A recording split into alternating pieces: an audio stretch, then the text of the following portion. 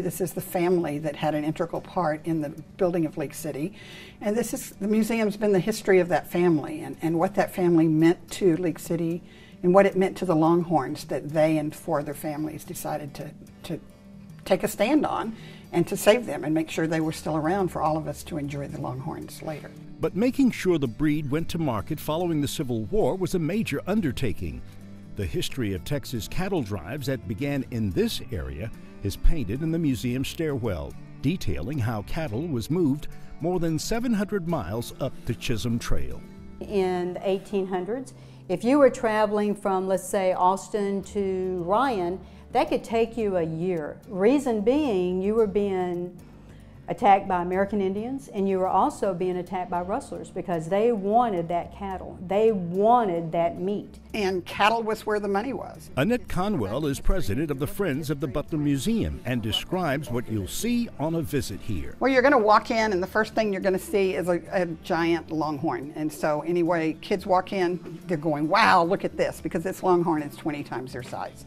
You're going to hear the story of that longhorn and where he came from, and he was a real longhorn. He's not just one we built. We have a movie that you can come in and sit and watch a movie, and we have movie nights here with fun little movies. But you can hear the history of the Longhorns and why the Butlers made the decision they did to save them. We have 3 floors full here. The second floor has Longhorn horns. We've applied for it anyway, the Guinness World Book of Records for the most amount of horns on a ceiling. So it's a beautiful area up there. We have our own little cattle drive going on in our corral. We have collections of barbed wire being very important to ranchers. It's the way they controlled their cattle, and it's also the way you determine whose property you were on by what the barbed wire looked like. They didn't have addresses like we have today, so when you're riding across the land and you hit a barbed wire fence, whose property are you on?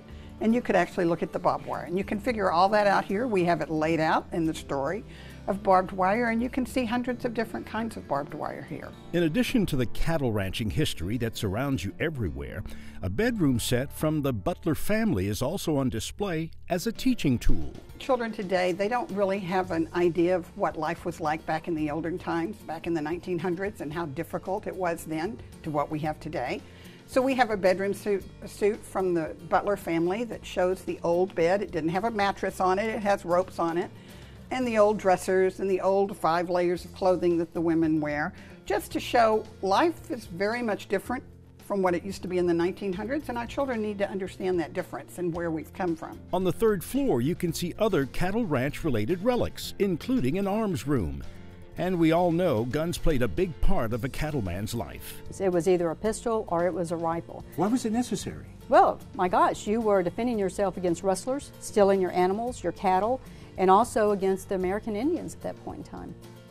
Yeah, it was a rough life. It was a rough life. And it was, if you didn't have your firearm on you, you were a sure shot to be shot. But cattle was king here, and it helped develop the economy in what is now League City. We got the money for the beef going north after the Civil War, and after that the cattle industry was so big, then the oil industry, and it was the ranchers who fed the oil industry. That's kind of what brought the economy to Texas. You have a modern day art exhibit as well. We do. We have several different artists that do shows here throughout the year. We have some artists that keep their work here, but we have artists where a show comes in for 3 weeks or so and comes out, and a new artist comes in. So you can always see art here. At any given time, probably 3 to 5 artists have their work displayed here. It's just 2.5 hours of stories and history that you get going through the tour here. Jose Griñan, Fox 26 News.